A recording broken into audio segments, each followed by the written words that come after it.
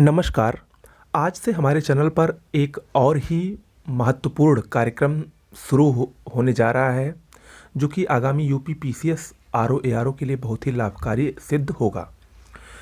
देखिए, हम लोग आज से 2010 से लेकर 2021 तक के अभी तक यूपी पीसीएस के बैक ईयर के क्वेश्चंस पेपर में सब्जेक्ट वाइज जितने भी प्रश्न आए हैं उन सब को एक एक करके देखने वाले हैं। आज पहले वीडियो की शुरुआत हो रही है। पहले वीडियो में हम लोग भारतीय इतिहास के वर्ष 2010 में जितने भी प्रश्न आए हैं उसको देखेंगे। ऐसे ऐसे 2011-12 से होते हुए 2021 तक पूरा भारतीय इतिहास के प्रश्नों को देखेंगे। साथ ही साथ अन्य विषय जैसे भूगोल, राज्य व्यवस्था, अर्थव्यवस्था, यूपी स्पेशल, सामान्य विज्ञान, जनसंख्या नगरीकरण, इन सब को हम लोग सब्जेक्ट वाइज देखेंगे। तो एक बहुत ही इंटरेस्टिंग सीरीज शुरू होने वाली है। इसको आप लोग ज़रूर देखिएगा और ज़्यादा से ज़्यादा शेयर करिएगा। चलिए शुरुआत कर रहे हैं। पहला प्रश्न है, प्राचीन भारत के साहित्यिक इतिहास में पाणिनि और पतंजलि ख्याति प्राप्त नाम हैं। ये किस राजवंश के समय में फले फूले? तो ये शुंग वंश के दो प्रसिद्ध व्यक्ति थे, पाणिनि और पतंजलि।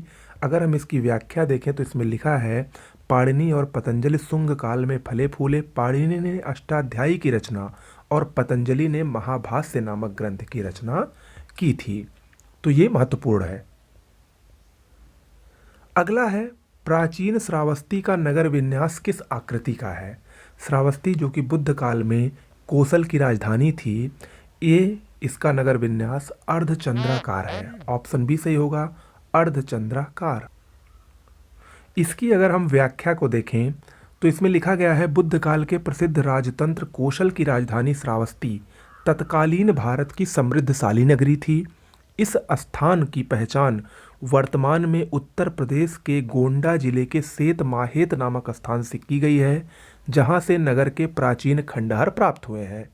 श्रावस्ती का नगर विन्यास अर्धचंद्राकार था। अगला है, ऋग्वेद में निम्नांकित किन नदियों का उल्लेख अफगानिस्तान के साथ आर्यों के संबंध का सूचक है? तो इसका सही ऑप्शन होगा ऑप्शन सी, कुभा और क्रमु। ये दो ऐसी नदियां थी जो ऋग्वैदिक काल में अफगानिस्तान में बहती थीं। व्याख्या अगर इसकी देखें तो इसमें लिखा गया है, ऐसा अनुमान लगाया जाता है कि आर्यों का प्रसार अफगानिस्तान से गंगा घाटी तक था। ऋग्वेद में यत्र तत्र अनेक नदियों और पर्वतों के नाम मिलते हैं। पश्चिम की ओर प्रवाहित नदियां कुभा, जिसको वर्तमान में काबुल, और क्रुम, जिसको कुर्रम, और गोमती और सुवास्तु नदियां, ये अफगानिस्तान में बहती थीं। अगला है, बौद्ध संघ में भिक्षुणी के रूप में स्त्रियों के प्रवेश की अनुमति बुद्ध द्वारा दी गई थी, कहाँ पर?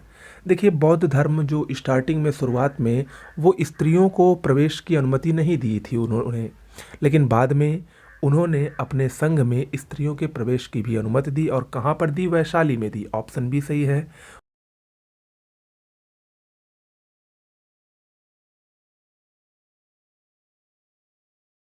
संघ स्थापित किया। संघ में प्रवेश पाने वाली प्रथम महिला बुद्ध की सौतेली माँ महाप्रजापति गौतमी थी। ये भी प्रश्न कई बार पूछा है। अगला है, बुद्ध का किसके सिक्कों पर अंकन हुआ है? बुद्ध का कुषाण वंश के प्रसिद्ध शासक कनिष्क के सिक्कों पर अंकन हुआ है। कुषाण शासक कनिष्क के किसी सिक्के पर प्रभामंडल युक्त खड़ी मुद्रा में बुद्ध प्रतिमा तथा उसके नीचे यूनानी लिपि में बोडो बुद्ध खुदा हुआ है। ठीक है, ऑप्शन बी इसमें सही होगा। अगला है, आबू का जैन मंदिर किससे बना है? आबू यानी माउंट आबू, जिसको हम लोग दिलवाड़ा का जैन मंदिर भी कहते हैं, ये राजस्थान में स्थित है, अरावली श्रेणी में स्थित है। ये संगमरमर, सफ़ेद संगमरमर से बना है। ऑप्शन डी इसमें सही होगा। अगला है, महान जैन विद्वान हेमचंद्र किसकी सभा को अलंकृत करते थे? हेमचंद्र ये गुजरात के चालुक्य वंश के शासक जयसिंह के समय में इनको प्रमुखता प्राप्त हुई थी, लेकिन वे उनके उत्तराधिकारी कुमार पाल के सलाहकार के रूप में उसकी सभा को अलंकृत करते थे। तो ऑप्शन बी सही होगा, कुमार पाल। अगला है, निम्न में से कौन शासक पृथ्वीराज चौहान के नाम से प्रसिद्ध है? आप लोग अक्सर सुनते होंगे पृथ्वीराज चौहान, तराइन का प्रथम युद्ध, तराइन का द्वितीय युद्ध, लेकिन पृथ्वीराज चौहान का वास्तविक नाम पृथ्वीराज तृतीय था। ऑप्शन सी इसमें सही होगा। अगर हम इसकी व्याख्या को देखें तो चौहान वंश का सबसे प्रसिद्ध शासक पृथ्वीराज चौहान था, जिसे पृथ्वीराज तृतीय के नाम से भी जाना जाता है। इसे राय पिथौरा की भी उपाधि दी गई है। तो याद रखिएगा, राय पिथौरा भी इसे ही कहा जाता है। प्रसिद्ध कवि चंद्र बरदाई इसी की राज्यसभा में निवास करते थे और इन्होंने पृथ्वीराज रासो नामक महाकाव्य की रचना भी की थी। याद रखिएगा। अगला है, चित्तौड़ का कीर्ति स्तंभ किसने बनवाया था? मालवा के विरुद्ध सैनिक सफलता प्राप्त करने के उपलक्ष्य में राणा कुंभा ने चित्तौड़ में कीर्ति स्तंभ का निर्माण करवाया था। अगला प्रश्न जो कि 2010 में आया है वो है, निम्न में से कौन एक सही सुमेलित है? एक तरफ जो प्रमुख शासक हैं उनके मकबरों का नाम दिया गया है और दूसरी तरफ वो कहाँ पर स्थित है इनका नाम दिया गया है। तो इसमें से कोई एक ही सुमेलित है, जो कि है ऑप्शन डी, अब्दुल रहीम खान खाना का मकबरा दिल्ली में स्थित है। शेष तीनों नहीं सुमेलित है। इसको सुमेलित करिए। शेख सलीम चिश्ती का मकबरा ये फतेहपुर सीकरी में स्थित है। इत्मादुद्दौला का मकबरा ये आगरा में स्थित है। और औरंगजेब का मकबरा ये महाराष्ट्र के औरंगाबाद में, जिसको खुलदाबाद भी कहा जाता है, वहाँ स्थित है। ओके, तो याद रखिएगा। अगला है, सही युग्म को चुनिए। इसमें से कौन सा किस वंश से संबंधित है, इसमें आपको चुनना है। तो इसमें और चारों ऑप्शन में ऑप्शन डी खजुराहो मंदिर ये चंदेल वंश से ही संबंधित है। ऑप्शन डी इसमें बिल्कुल सही है। इसका हम लोग व्याख्या देखते हैं। बुंदेलखंड का प्रमुख स्थल मध्य प्रदेश के छतरपुर जिले में स्थित खजुराहो नामक स्थान है। यहाँ चंदेल राजाओं के समय में 9वीं शताब्दी से लेकर 12वीं शताब्दी तक अनेक सुंदर और भव्य मंदिरों का निर्माण करवाया गया। ये पूर्व मध्यकालीन वास्तु और तक्षण कला के उत्कृष्ट उदाहरण प्रस्तुत करते हैं। याद रखिएगा। अगला प्रश्न है, कोपेनहेगन संग्रहालय की सामग्री से पाषाण, कांस्य और लौह युग का त्रियुगीय विभाजन किसने किया था? ये विभाजन थॉमसन ने किया था। थॉमसन ये राष्ट्रीय संग्रहालय कोपेनहेगन जो कि डेनमार्क में स्थित है, इसके प्रथम संग्रहालय अध्यक्ष थे। इन्होंने 1836 में 3 युगों के संबंध में विचार प्रस्तावित किया और संग्रहालय में संग्रहित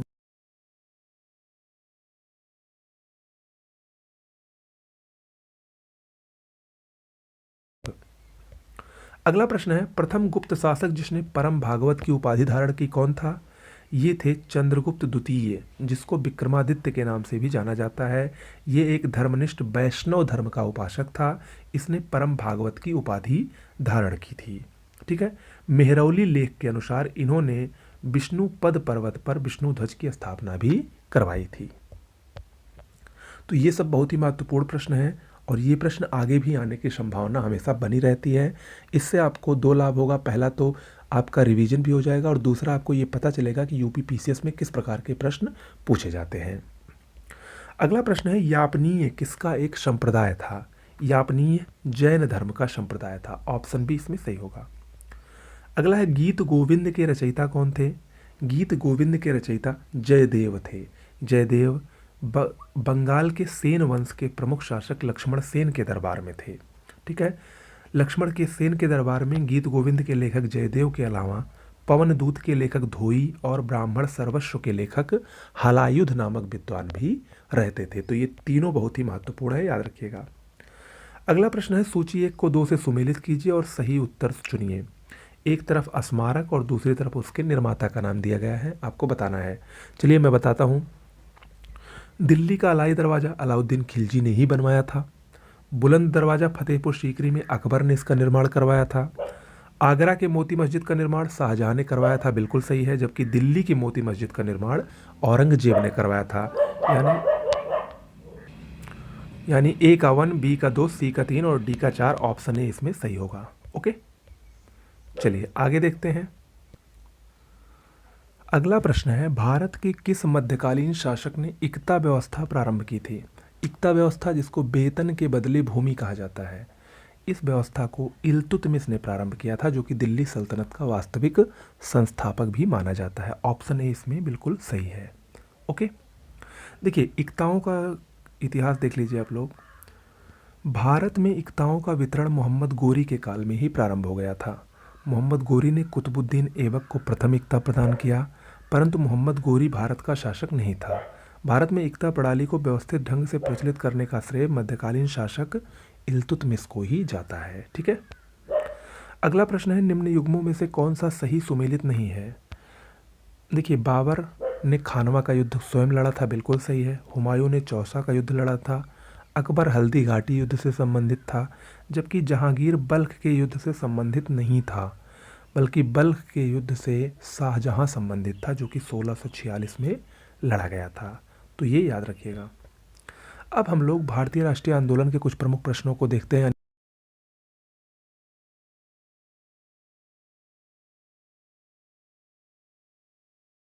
थे तो ये थे doctor Rajendra Prasad, option B सही होगा। इंडिया डिवाइडेड के लेखक डॉक्टर राजेंद्र प्रसाद थे। अगला प्रश्न है, सूची 1 को 2 से सुमेलित करना है। एक तरफ लेखक के नाम दिए गए हैं और दूसरी तरफ उनकी कृतियों के नाम दिए गए हैं। तो आप सबको पता है, आनंद मठ का लेखन बंकिम चंद्र चटर्जी ने किया था, बिल्कुल सही है। माइकल मधुसूदन दास ने ही कैप्टिव लेडी लिखी है, बिल्कुल सही है। रविंद्रनाथ टैगोर ने गोरा नामक पुस्तक लिखी है और सरोजनी नायडू ने द ब्रोकन विंग लिखी है, यानी ऑप्शन ए इसमें सही होगा। ए का 1, बी का 2, सी का 3 और डी का 4। ये चारों कृतियाँ आपको याद रहनी चाहिए। ये इंडिविजुअल तरीके से भी पूछ सकता है, यानी एक एक करके। अगला प्रश्न है, निम्न संगठनों में से किसने शुद्धि आंदोलन का समर्थन किया था? शुद्धि आंदोलन के प्रवर्तक स्वामी दयानंद सरस्वती थे, जिन्होंने 1875 में आर्य समाज की स्थापना की थी, यानी शुद्धि आंदोलन आर्य समाज से संबंधित है। ऑप्शन ए इसमें सही होगा। देखिए, दयानंद सरस्वती ने भारत में ईसाई मिशनरियों के विरुद्ध अपना शुद्धि आंदोलन चलाया था, जिससे हिंदू धर्म को छोड़कर ईसाई बने लोगों को पुनः हिंदू धर्म में वापस लाया जा सके। तो ये आप लोग याद रखिएगा। अगला प्रश्न है, मंगल पांडे कहाँ के विप्लव से जुड़े थे? मंगल पांडे पश्चिम बंगाल के बैरकपुर विद्रोह से संबंधित थे। बैरकपुर विद्रोह पश्चिम बंगाल में हुआ था। 29 मार्च 1857 को इन्होंने बैरकपुर सैनिक छावनी में विद्रोह किया था। ऑप्शन ए बिल्कुल सही होगा। अगला प्रश्न है, स्थानीय शासन व्यवस्था को किस वायसराय के समय में प्रोत्साहन मिला था? स्थानीय स्वशासन के जनक लॉर्ड रिपन को माना जाता है। ऑप्शन बी इसमें सही होगा। देखिए, रिपन के काल का सबसे महत्वपूर्ण कार्य स्थानीय स्वशासन पर सरकारी प्रस्ताव था। रिपन देश की नगर पालिकाओं को विकसित करना चाहता था। उसके अनुसार इन्हीं से देश की राजनीतिक शिक्षा आरंभ होती है, इसीलिए रिपन को स्थानीय स्वशासन का जन्मदाता भी कहा जाता है। अगला प्रश्न है, निम्न में से किस आंदोलन में महात्मा गांधी ने पहली बार भूख हड़ताल का प्रयोग हथियार के रूप में किया था? देखिए, महात्मा गांधी जब साउथ अफ्रीका से इंडिया लौटे तो उन्होंने एक के बाद एक लगातार 3 आंदोलन किए। पहला उन्होंने बिहार के चंपारण में चंपारण सत्याग्रह किया, फिर अहमदाबाद मिल मजदूर आंदोलन में भाग लिया और उसके बाद खेड़ा सत्याग्रह में भाग लिया। तो इसमें से जो दूसरा था अहमदाबाद की हड़ताल, इसी में इन्होंने सर्वप्रथम भूख हड़ताल का प्रयोग हथियार के रूप में किया था, यानी ऑप्शन सी इसमें सही होगा। अगला प्रश्न है, निम्न घटनाओं को उनके कालक्रम अनुसार व्यवस्थित कीजिए और अपना उत्तर कूट के अनुसार चुनिए। देखिए, अंतरिम सरकार का गठन कब हुआ था? ये हुआ था 1946 में, 2 सितंबर 1946। कैबिनेट मिशन उसके पहले पहुंचा था, 1946 में ये भी आया था। मुस्लिम लीग ने सीधी कार्यवाही भी 1946 में ही प्रारंभ की थी। और जिन्ना ने शिमला कांग्रेस सम्मेलन कब हुआ था? 1945 में हुआ था। तो यानी सबसे पहले ऑप्शन डी होगा। ऑप्शन बी इसमें सही होगा, DBCA। पहले जिन्ना द्वारा शिमला कॉन्फ्रेंस को विध्वंस करना, फिर कैबिनेट मिशन का पहुंचना, फिर मुस्लिम लीग द्वारा सीधी कार्यवाही प्रारंभ करना और फिर अंतरिम सरकार का गठन। ऑप्शन बी इसमें सही है। अगला है, महात्मा गांधी धरसना नामक गोदाम पर कांग्रेस कार्यकर्ताओं के धावे के समय कहाँ थे? देखिए, जब 1930 में सविनय अवज्ञा आंदोलन शुरू हुआ, उसमें एक धरसना नमक सत्याग्रह हुआ था, नमक कांड हुआ था, जिसमें जो कार्यकर्ता थे सविनय अवज्ञा आंदोलन से जुड़े, उनको काफ़ी मारा पीटा गया था। तो उस समय महात्मा गांधी यरवदा नामक जेल में बंद थे। ऑप्शन ए सही होगा।